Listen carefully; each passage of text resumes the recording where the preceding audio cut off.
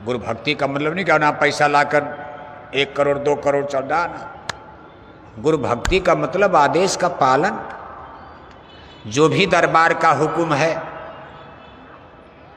उस आदेश का आप पालन करो जो आपसे हो सके, उसमें भी यथाशक्ति भक्ति। ये नहीं कि आप 2 किलो उठा सकते हो तो 50 किलो का बोझा लादा जाएगा। गुरु सदगुरु को इतना क्या पता नहीं है कि आप 2 किलो नहीं उठा सकते, आपको 50 किलो लादा जाएगा, मर जाओगे। इसलिए आदेश भी इसी तरह का दिया जाता जितना भक्त बर्दाश्त कर ले जाए, जितना आप कर सको। ये समझ बूझ करके आपके लिए आर्डर हुक्म दरबार से होता, उसका पालन करना हर सत्संगी का धर्म और कर्तव्य है।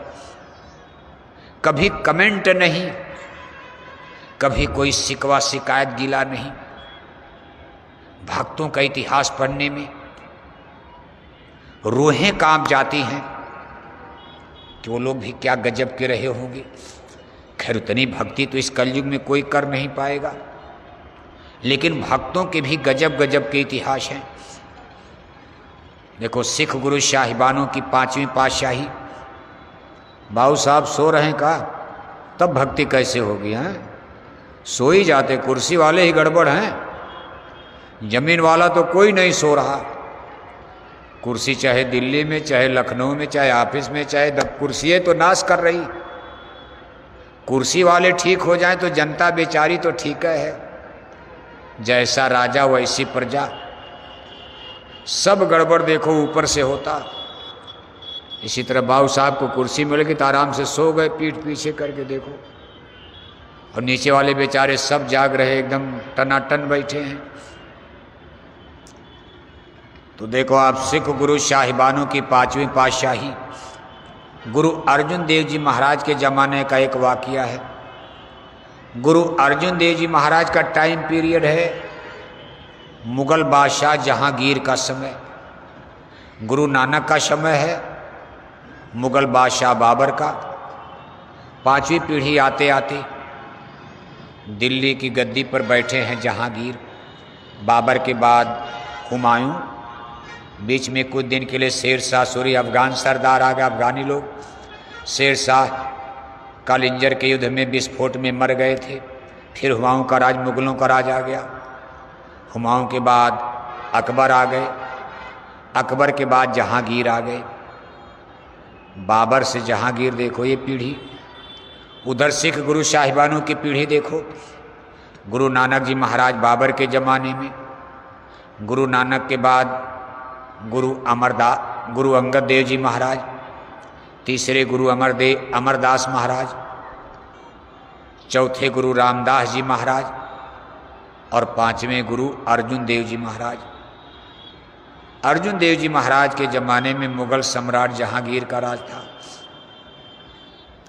गुरु अर्जुन देव जी महाराज के ज़माने में पंजाब में एक बहुत बड़े सेठ रहते थे, उनका नाम था भल्ला साहब। कभी कभी गुरु महाराज इस कहानी को सत्संग में, उनके सत्संग प्रवचन में मिलेगी। भल्ला साहब बहुत धनी मानी, उस शहर के सबसे बड़े सेठ। उनके यहाँ एक नौकर रहते थे, नौकरी करते थे। वो गुरु अर्जुन देव जी महाराज के सत्संगी थे। सेठ जी तो सत्संगी नहीं थे, लेकिन उनके यहाँ नौकरी करने वाले नौकर सत्संगी थे। एक बार उस शहर में गुरु जी का आगमन हो गया। गुरु अर्जुन देव जी महाराज तशरीफ लाए। वहाँ उनका 2-3 दिन तक सत्संग होना था। नौकर ने सोचा कि सेठ जी को भी सत्संग में ले चलें। सबकी इच्छा होती, आप भी जहाँ रहते हो अपने गांव में, अपने ऑफिस में, दफ्तर में, आप समझा बूझा कर सोते भाई चलो इनको भी सत्संग में ले चलें, सत्संगी हो जाएंगे। कोई बड़ा आदमी सत्संगी हो जाएगा तो संगत की और रौनकता बढ़ जाएगी, नाम गांव हो जाएगा। भला मंत्री, एमएलए, मिनिस्टर, हमारे जय गुरुदेव मिशन में फला मंत्री है, आदमी सोचता। तो उस बेचारे ने सोचा अगर सेठ जी सत्संगी बन गए तो बड़ा मजा आ जाएगा, इस शहर में हमारा भी रुतबा बढ़ जाएगा।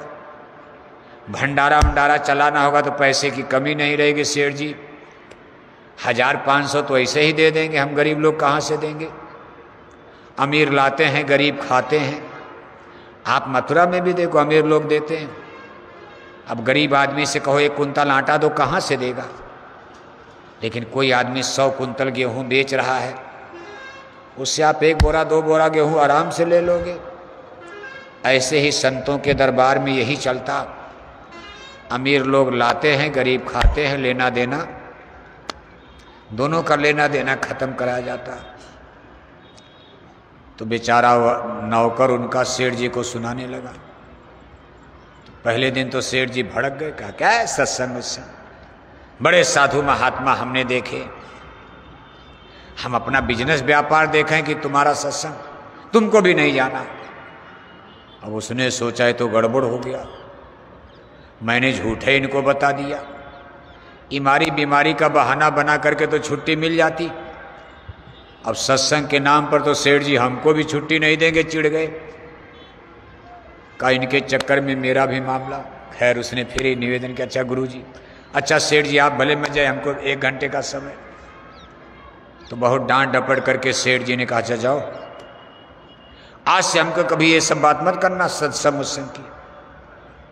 हम इसी तरह सत्संग में घूमे तब तो कंगाल हो जाएंगे, दुकान डलिया खराब हो जाएगी, सब बिजनेस उजनेस चौपट हो जाएगा।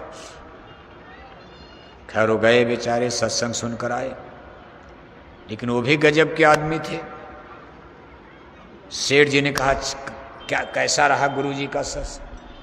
अब सेठ जी ने ही पूछ दिया। उस मन का गुस्सा कम हो गया था शाम को, तो उसने खूब सुनाना शुरू किया, बड़ा अच्छा रहा, अमृत बरस रहा था। और सेठ जी हम तो चाहेंगे कि भले आप सत्संग मत सुनो, 2 मिनट के लिए केवल गुरु जी का दर्शन करके चले आना आप। सेठ जी ने कहा हाँ इतना तो मैं करता, अगर पुण्य फल इतना सस्ता है मुक्ति, अब कहो 2 घंटा हम कथा सुने नहीं होगा। हाँ कह दो कि गंगा में नहाकर तुरंत 1 डुबकी लगाओ मुक्ति मिल जाएगी, तो मैं प्रयागराज चलने के लिए तैयार। इसी इलाहाबाद में देखो मुक्ति इतनी आसान बट गई, हिंदुस्तान के सब हिंदू झोंक देखा, चलो कितने मर गए, कट गए, पिट गए। तो 1 मिनट 2 मिनट के दर्शन में काम बन जाएगा, चलो ठीक है। सेठ जी ने मान लिया, कहा ठीक है कल मैं चलूंगा आपके गुरु जी का दर्शन करने। जब सेठ जी वहां गए तो गुरु अर्जुन देव जी महाराज का दर्शन करते ही जैसे चुंबक लोहे को खींचता, सेठ जी को ऐसे कुछ अनुभूति हुई। सेठ जी ने समझ लिया कोई मामूली आदमी नहीं है, ये कोई कर्मकांडी तिलक टीका लगाने वाले कोई कर्मकांडी गुरु नहीं है। तमाम गुरु लोग तिलक टीका लगा के माथे भर गिरुआ नीला पीला पहन के अंदर में कुछ नहीं होता, लेकिन अगर वास्तव में तो कुछ आकर्षण। सेठ जी समझदार तो थे ही, कहा भाई जरूर कोई महापुरुष है। जब अर्जुन देव जी महाराज उनका भाव पढ़ लिया तो अर्जुन देव जी महाराज ने कहा सेठ जी भोजन वोजन नाश्ता वास्ता कर लीजिए और सत्संग सुन कर जाना। अब जब गुरु जी ने कह दिया तो सेठ जी तो कुछ प्रभावित हो गए थे। कहा भाई जब महाराज जी कह रहे हैं सत्संग सुनकर जाना तो सुन ले, क्या हर्जा है। अब उन्होंने सत्संग सुना। पहले दिन तो सत्संग कुछ समझ में नहीं आया, लेकिन यह है कि गुरु जी को देखते रहे, थोड़ा आनंद आया। गुरु जी का दर्शन दीदार, क्या कथा हो रही कुछ समझ। अब सत्संग इतनी जल्दी पढ़ाई कठिन है। पहले तो सेठ जी आत्मा परमात्मा अमर देश सतलोक। अब आदमी को क्या पता है जो पहले दिन सत्संग में आया होगा कि क्या सतलोक क्या है, सतनाम क्या है, शब्द क्या है, साउंड क्या है। लेकिन सेठ जी बैठे हैं चुपचाप, गुरु जी को देख रहे। अब इतनी देर एक संत का दर्शन करते करते उनके कितने पाप कट गए। जब घर में आए तो नौकर ने कहा सेठ जी मालिक कुछ सत्संग की बात समझ में आई गुरु जी की। सेठ जी ने कहा देखो भाई सत्संग तो, लेकिन गुरु जी जरूर कुछ पहुंचे हुए महात्मा है। इतना तो मुझे अनुभव हुआ कि तेरे गुरु महाराज कर्मकांडी झूठे गुरु नहीं हैं, जरूर इनमें कोई दैवी शक्ति है। बाकी सत्संग उत्संग तो मेरी समझ में जल्दी नहीं आया। तो नौकर ने कहा, महाराज अभी तो गुरुजी कल भी यहाँ रहेंगे, शहर में सत्संग होगा, एक दिन और कृपा कीजिए। सेठ जी ने कहा, अच्छा तो चलो, अच्छा कहते तो आज भी चलते हैं। अगले दिन फिर सत्संग में गए, चले गए, कहा दुकान उकान बंद करो, नौकर चाकर ने चल दिए, सबको लेकर लाओ लश्कर। अगले दिन जब सत्संग में बैठे तो गुरुजी का सत्संग उन पर असर करने लगा। जैसे महात्मा शुरू करते, मानव जीवन अनमोल है, ये मनुष्य शरीर भगवान के भजन, जैसे दो चार शब्द जनरल, कठिन वाला तो नहीं लेकिन जनरल शब्द। एक दिन मनुष्य शरीर आग में जलकर राख हो जाएगा, एक किराए का मकान, इससे कुछ भगवान का भजन कर लो, आत्मा के कल्याण का। अब सेठ जी को ये शब्द चुभने लगा कि मैं इस शहर का सबसे बड़ा धनी मानी आदमी, मेरे पास इतनी दौलत, क्या मेरी दौलत मेरी आत्मा को नरकों से बचाएगी? गुरुजी बिल्कुल सही कह रहे हैं कि भाई भगवान का भजन कर लो, आत्मा की रक्षा के लिए कुछ नाम कमाई, शब्द कमाई या पूजा पाठ भजन भक्ति करना चाहिए। अंत में गुरु अर्जुन देव जी महाराज की तरफ से घोषणा, भाई नामदान भगवान के भजन का रास्ता, गुरु मंत्र। अब दुनिया तो ज़्यादातर गुरु मंत्र, गुरु दीक्षा, नामदान तो समाज में लोग जानते भी नहीं, आज भी नहीं जानते। आप अपने गांव में रिश्तेदारों में नामदान की बात करके, नामदान क्या होता है? वहाँ देखो हिंदू धर्मों में गुरु दीक्षा, गुरु मंत्र, इसी प्रक्रिया हो गया। भाई यहाँ गुरु जी गुरु दीक्षा गुरु मंत्र देंगे, नामदान। सेठ जी ने कहा, भाई चलो हम भी ले लेते, भगवान का भजन कुछ किया जाएगा। सेठ जी ने देखो नामदान भी ले लिया, गुरु दीक्षा गुरु मंत्र। और घर में आकर के गुरु महाराज ने कहा, भाई सुबह शाम थोड़ा समय निकाल कर करना। सेठ जी करने लगे। अब किसी जन्म का पुण्य या दया कृपा, किसी जन्म पुण्य आत्मा थी, बस पर्दा था माया का। सेठ जी का शब्द खुल गया, सेठ जी को शब्द सुनाई देने लगा थोड़े ही दिन के अंदर। ऐसी सरूर, ऐसी मस्ती, ऐसा नशा चढ़ा कि अब गुरु महाराज कहाँ हैं, सेठ जी खुद खोज रहे कि गुरु जी आज कहाँ हैं, आज उनका सत्संग कहाँ है। पता चला गुरु जी तो आज लाहौर चले गए। अब सेठ जी लाहौर भागे जा रहे हैं। पता चला गुरु जी आज जालंधर आ गए, सेठ जी जालंधर भागे जा रहे हैं। पता चला गुरु जी आज यहाँ चले गए। अब गुरु जी के पीछे पीछे सेठ जी बेचारे सत्संग, गुरु का दर्शन किए बिना। अब इधर जब वो सत्संग की तरफ भाग रहे तो इधर नौकर चाकरों को मौका मिल गया। नौकर चाकर उनका लूटने खाने में लग गए। धीरे धीरे सब बिजनेस व्यापार, विदेशों से व्यापार होता था, सब कुछ बर्बाद हुआ। चौपट कोई देखने वाला नहीं। उनके पास बेटे थे नहीं, केवल एक बेटी थी। बेटी की शादी कर दी, अपने घर चली गई। दोनों पति पत्नी। लेकिन सत्संग के चक्कर में जब रोज रोज सत्संग में जाओगे तो आसमान से तो रुपया बरसेगा नहीं, पैसा के लिए तुम मेहनत करनी होगी। ऐसा तो कभी नहीं होगा कि आप रोज सत्संग करो, आपके आंगन में 1 करोड़ रुपया बरस जाए। मिलेगा भी तो कोई न कोई कारण बन करके, और उतने मिलेगा जितना आपके प्रारब्ध में है, जितनी आपको जरूरत है। इतना नहीं मिल जाएगा, आप फिर जाके फंस जाओ। क्यों बादशाह? हैं? उसी में फिर फंस जाओ, घर में जाकर पैसा ज़्यादा हो गया, छोड़ कर पूजा उजा। महापुरुषों को कई चीज देखना, दे सकते, आपके आंगन में रुपया बरस सकता, लेकिन आपको सदगुरु फंसाने नहीं आए, निकालने आए। और आप तो पहले से ही फंसे हो। कहा, बंधे तुम गाढ़े बंधनान, फंसे तुम गाढ़े बंधनान। पहला बंधन पड़ा देह का, दूसर तिरिया जान, तीसर बंधन पुत्र का जानो, चौथा नाती मान, नाती के फिर नाती होवें तो फिर कहिए कौन ठिकान। चौड़ल पचलल 17 रसरी, बांध लिया तुम वह भी तान। सुख संपदा और हाट हवेली, आय बिछाया वह भी जाल। क्या क्या विपद बखानू तेरी, तुम माया में रह गलतान।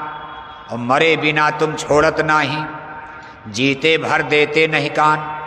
संत सदगुरु बहु समझावें, उनकी बातें एक न मान। कैसे मुक्ति बने तुम्हारी, अब भरमो 84 खान। बंधन नहीं टूटेगा जन्म मरण में, जीव ऐसे पिलता रहेगा, भटकता रहेगा, जन्म मरण भेलता रहेगा। तो बंधन में तो पहले से फंसे, इसी बंधन से तो निकालना है। इसलिए सदगुरु उतना ही मुनासिब देते हैं जितने में आपका गुजर बसर, रोजी रोटी चल जाए। ज़्यादा तो मांगने की आदत तो ज़्यादा है। ऐसा नहीं कि वो नहीं दे सकते, भंडारी क्या नहीं दे सकता। ब्रह्मांड का जो क्रिएटर है, करतार है, करता है, जो सारे जगत को, ब्रह्मांड को बनाने वाला है, जिसके एक इशारे पर ये ब्रह्मांड घूम जाए, वो आपको क्या नहीं दे सकते हैं। लेकिन देना उनका उद्देश्य नहीं, वो तो माया देती है, माया को फंसाना है। सदगुरु आपको निकालने के लिए यहाँ आते हैं। कहा हम आए वही देश से जहाँ तुम्हारा धाम, तुमको घर पहुँचाओना एक हमारा काम। इस माया की गिल्टी को गलाओ जलाओ, माया के बंधनों को तोड़ो, हमारे साथ चलो। आप यहाँ फंस गए हो, हम आपको जगाने आए हैं। अब आपको नहीं महाराज और दे दीजिए, और दे दीजिए, तो हम लोग तो अज्ञान में कहेंगे और दे दीजिए, लेकिन गुरु तो ज्ञान में है। बच्चा कहेगा मिठाई खाएंगे, माँ जान रही कि बच्चे को बुखार है, मिठाई नुकसान करेगी, माँ कभी मिठाई खाने देगी? डॉक्टर नहीं खाने देगा। और हमको तो बुखार में भी मिठाई अच्छी लगेगी, खाएंगे।